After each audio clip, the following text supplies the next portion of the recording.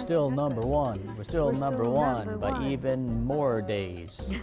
We're headed to the news zoo this morning. Neil Anderson joins us live from Swamico. Good morning, Neil. And it's cold out here, Yeah. I can tell you that. Got a lot colder in the last 3 hours, didn't it?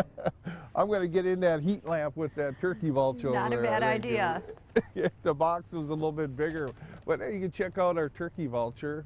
She was out a little bit earlier, but we talked about, especially in this cold, making sure all our animals are warm. In this case, you can see she moved. She was over by the eagle. She moved over and she got in her box.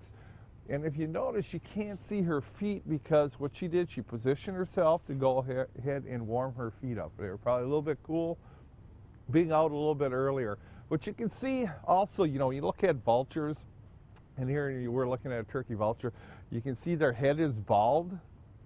Okay, and the reason being is, of course, you're feeding on dead carcasses, and you want to make sure that you can keep clean. Especially when you got nasty bacteria and everything, it doesn't get into the feathers. So that, that's one adaptation they do have. But here's another interesting thing that they have, is they have some of the strongest stomach acid in the animal kingdom. And that's to go ahead and kill all that nasty bacteria.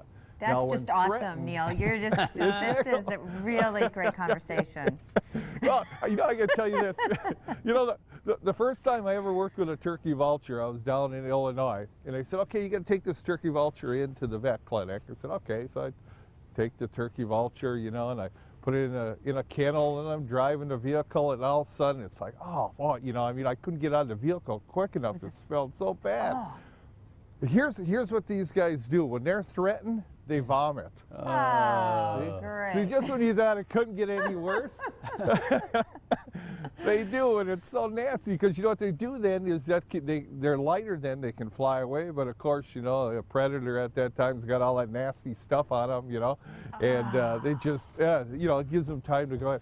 But these guys, like I said, they do perform a very important role out there, in the nature's community, to go ahead and take care of some of those clean up the messes, unwanted items that are out there. Yeah. But now you mentioned that the vulture was covering its feet. Did you say last time that's because they can get frostbite? Yes, they can. So what they want to do is be able to go cover the feathers. They'll adjust them. You have to make sure that the perch size is just perfect as well. But here's what's interesting between the eagle and the vulture.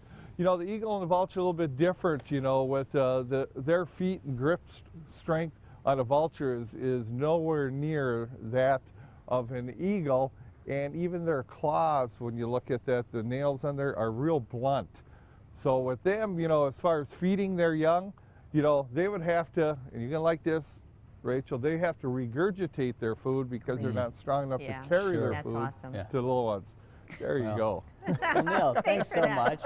We'll eat our Cheerios Enjoy your breakfast today. Yeah, exactly.